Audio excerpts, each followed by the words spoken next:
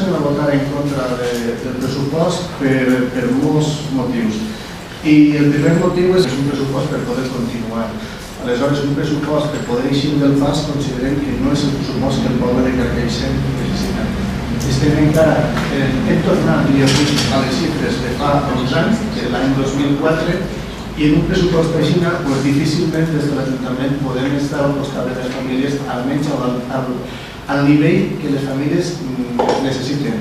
La situació de les famílies és igual o pitjor que fa molt de temps, de més precarietat, i les necessitats estan ahí. I nosaltres no podem ajudar a resoldre o compensar aquesta situació. En segon lloc, amb el pressupost que tenim en aquest moment, difícilment tampoc es poden afrontar inversions productives en el poble de Carcaixent. Un pressupost que en la pràctica puja impostos. Aleshores, si la partida d'IBI creix, estem pujant impostos. Que no l'han pujat vostès directament, està clar, però que en el pressupost de l'Ajuntament de Carcaixent els impostos pugen. És un pressupost, per altra banda, que manté la càrrega directa o indirectament sobre la plantilla municipal, ja sigui sobre els treballadors fixes o sobre els treballadors eventuals. Per altra banda, tenim aquesta noció de llocs de treball, no la compartim. No la compartim perquè desatén àrees que considerem fonamentals. Aleshores, en l'àrea d'Hisenda, jo he recordat el de sempre.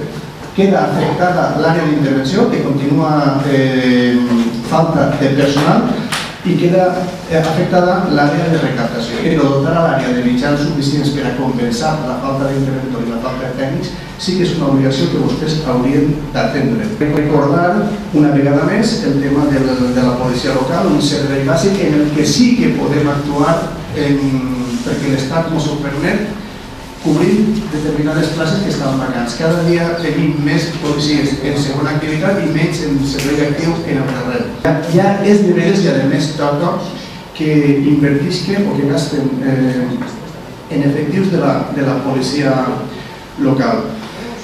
I no compartim tampoc la consolidació d'aquesta pràctica que és substituir personal funcionari o laboral de l'Ajuntament per personal de Procasa. Això és el que es va produir l'any passat i és el que es manté enguany.